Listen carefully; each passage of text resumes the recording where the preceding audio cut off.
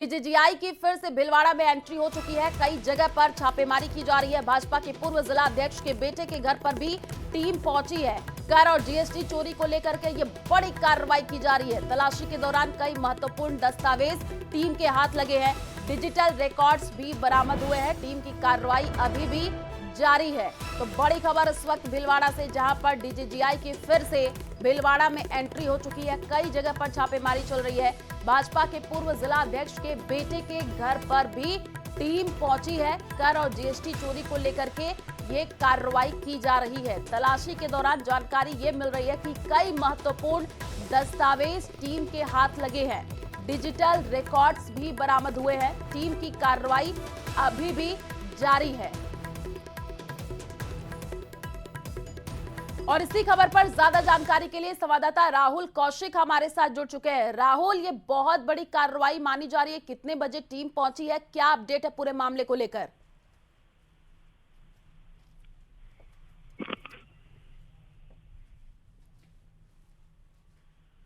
राहुल, आवाज पहुंच रही है आप तक? तो राहुल से संपर्क करने की कोशिश करेंगे, लेकिन आपको बड़ी अपडेट इसी बीच देना है कि डिजिटल रिकॉर्ड्स बरामद हुए हैं और तलाशी के दौरान कई महत्वपूर्ण दस्तावेज भी टीम के हाथ लगे हैं। टीम की कार्रवाई अभी भी जारी है। बड़ी खबर इस वक्त भीलवाड़ा से, जहां पर डीजीजीआई की फिर से जो टीम है वो भीलवाड़ा में पहुंची है। कई जगह पर छापेमारी की जा रही है। भाजपा के पूर्व जिला अध्यक्ष के बेटे के घर पर भी टीम पहुंची है। कर और जीएसटी चोरी को लेकर के कार्रवाई की जा रही है। तलाशी के दौरान कई महत्वपूर्ण दस्तावेज टीम के हाथ लगे हैं और डिजिटल रिकॉर्ड्स बरामद हुए हैं। टीम की कार्रवाई अभी भी जारी है। तो न्यूज 18 राजस्थान पर आपको ये एक्सक्लूसिव तस्वीर दिखा रहा है। ज्यादा जानकारी के लिए संवाददाता राहुल जुड़ चुके हैं हमारे साथ। राहुल, जानकारी दीजिएगा, कितने बजे टीम पहुंची है, अभी अपडेट क्या है, क्या कुछ मिला है?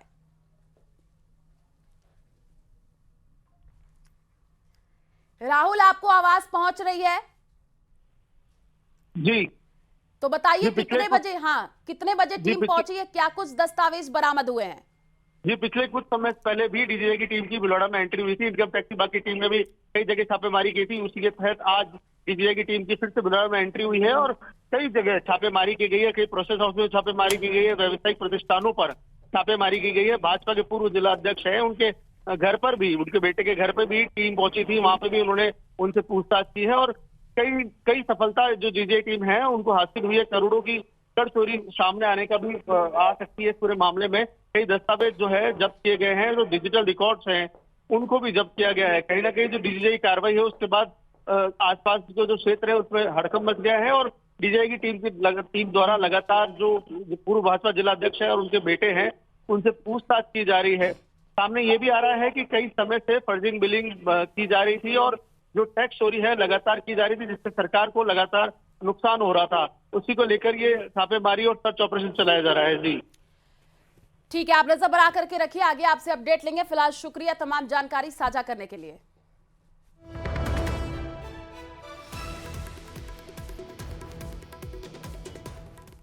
और इसी बीच प्रतापगढ़ के अरनोद से खबर है, जहां पर कोदिनेरा विद्यालय में बच्चों का हंगामा देखने को मिला है। गेट के बाहर ताला लगा करके बच्चों ने सड़क जाम कर दिया है। शिक्षकों को अंदर बंद कर छात्रों ने विरोध जताया है। नौगावा भावगढ़ मार्ग घंटों बाधित रहा है। शिक्षकों की कमी से नाराज छात्रों का ये प्रदर्शन देखने को मिला है। शिक्षा विभाग की लापरवाही पर छात्र भड़के हैं। सड़क पर उतरे स्कूली बच्चे, जाम से आमजन परेशान है। और ज्यादा जानकारी के लिए संवाददाता चंचल हमारे साथ जुड़ चुके हैं। चंचल, तस्वीरें भी दिखा रहे हैं, गेट के बाहर ताला लगा करके बच्चों ने सड़क जाम किया है।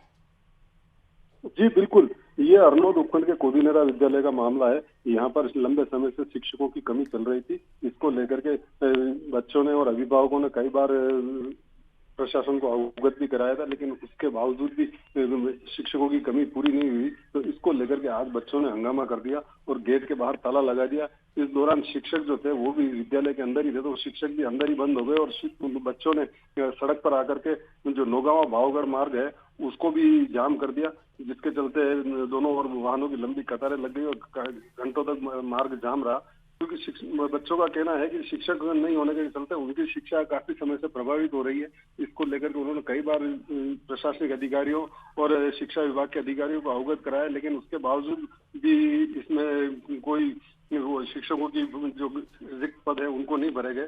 तो इसको लेकर के आज जो है वो छात्र आक्रोशित हो गए और उन्होंने जाम लगा दिया। इसके चलते आम जन को भी काफी परेशानी उठानी पड़ी। जो मुख्य मार्ग है एमपी जाने का तो वो बंद हो गया, तो जिसके चलते आम जन भी काफी परेशान हुए। जी ठीक है, आप नजर बना करके रखिए। फिलहाल शुक्रिया तमाम जानकारी साझा करने के लिए। और चूरू के सुजानगढ़ से बड़ी खबर है, जहां पर वैष्णो देवी हादसे में सुजानगढ़ के 3 लोगों की मौत की जानकारी है। 2 सगे भाई अनिल सोनी, अरविंद सोनी की मौत हो गई है। बड़ी खबर इस वक्त। वहीं सारोठिया गांव के गजानंद सोनी की भी मौत की जानकारी है। तीनों की हादसे से पहले परिजनों से बात हुई थी। शव लेने के लिए परिजन और रिश्तेदार रवाना हो गए हैं। कलेक्टर सहित प्रशासन भी वैष्णो देवी प्रशासन से संपर्क बनाए हुए हैं। तो बड़ी खबर इस वक्त चूरू के सुजानगढ़ से आपको दे रहे हैं, जहां पर वैष्णो देवी हादसे में सुजानगढ़ के 3 लोगों की मौत की जानकारी है। 2 सगे भाई अनिल सोनी, अरविंद सोनी की मौत हो गई। तस्वीर आपको दिखा रहे हैं, यही वो 2 सगे भाई हैं जिनकी मौत की जानकारी है। वहीं सारोठिया गांव के गजानंद सोनी की भी मौत हो गई है।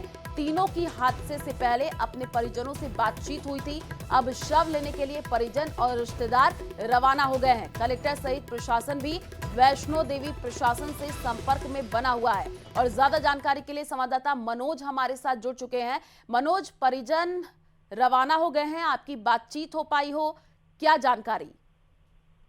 बिल्कुल, मैं बताना चाहूंगा कि दर्दनाक जो हादसा है वो वैष्णो देवी में हुआ है, जहां सुजानगढ़ के जो 3 लोग हैं उनकी मौत हुई है। और इस दर्दनाक हादसे के बाद पूरे सुजानगढ़ के अंदर शोक की लहर है और चर्चाएं भी इस पूरे मामले की हो रही है।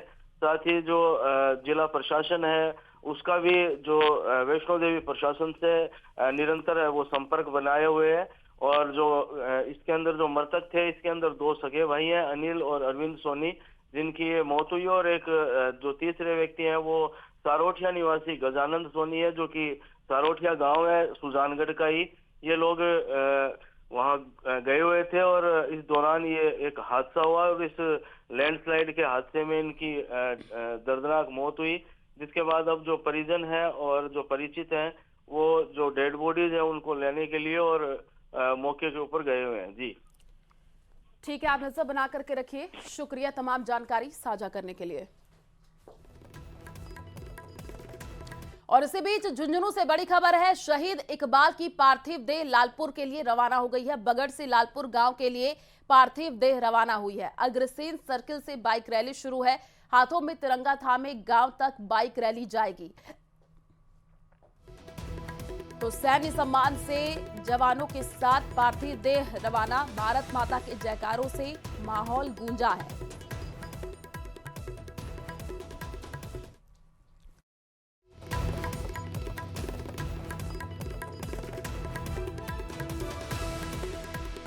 बड़ी खबर आपको बता रहे हैं, शहीद की पार्थिव देह यात्रा को देखने के लिए भारी भीड़ वहां पर उमड़ गई। लाल को खोने के गम में हर आंखें नम हुई हैं। तो झुंझुनू से ये तस्वीर आपको दिखा रहे हैं, जहां पर शहीद इकबाल की पार्थिव देह लालपुर के लिए रवाना है और बगड़ से लालपुर गांव के लिए पार्थिव देह रवाना हो गई है। ज्यादा जानकारी के लिए संवाददाता कृष्ण हमारे साथ जुड़ चुके हैं। कृष्ण, बहुत ही दुखद खबर, अग्रसेन सर्किल से ये बाइक रैली शुरू हुई है, जानकारी दीजिएगा। जी, मैं आपको बता दूं कि झुंझुनू की जो शहादत की कड़ी है वीर जवानों की, उस कड़ी में आज एक और नाम है वो शामिल हो गया है। जम्मू कश्मीर के कुपवाड़ा में जो ऑपरेशन रक्षक था, उसमें जो झुंझुनू के लालपुर गांव है वहां के हवलदार इकबाल अली है, उन्होंने वीर गति प्राप्त की है। और उनकी पार्थिव देह है वो देर रात को बगड़ पहुंची थी और बगड़ से सुबह उनकी पार्थिव देह है वो सेना के ट्रक के जरिए है वो अग्रसेन सर्किल पहुंची और वहां पर युवाओं ने है वो तिरंगा रैली शुरू की। और तिरंगा रैली करीब 10 किलोमीटर की दूरी तय करते हुए उनके पैतृक गांव लालपुर पहुंची है। इस रैली में बड़ी संख्याओं में युवाओं ने भाग लिया। वहीं जो किसान वर्ग के लोग हैं उन्होंने भी ट्रैक्टर के साथ है इस तिरंगा रैली में शामिल हुए।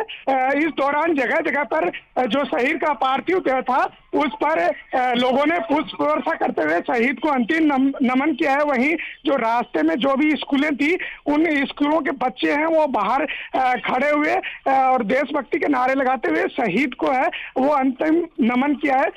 थोड़ी देर बाद उनका पार्थिव देह है वो उनके पैतृक आवास पर पहुंचेगा, जहां पर जो भी सामाजिक रस्म और रिवाज हैं उनके निर्वहन के बाद उनकी पार्थिव देह है वो वहां से रवाना होगी और जो कब्रिस्तान है वहां पर उनकी पार्थिव देह पहुंचेगी, जहां पर राजकीय सम्मान के साथ है उनकी पार्थिव देह को सुपुर्द खाक किया जाएगा। आपको बता दूं कि झुंझुनू ऐसा जिला है जो देश को सबसे अधिक शहीद और सैनिक देने वाला जिला है, जिससे इसकी पहचान गौरव सेनानी जिले के रूप में होती है। हम दिखा भी रहे हैं कि कैसे बड़ी संख्या में लोग रैली में शामिल होकर के श्रद्धांजलि देते हुए नजर आ रहे हैं। आप नजर बना करके रखिए। फिलहाल शुक्रिया तमाम जानकारी साझा करने के लिए। और इसी बीच भरतपुर से बड़ी खबर है, जहां पर सराफा व्यापारी को गोली मार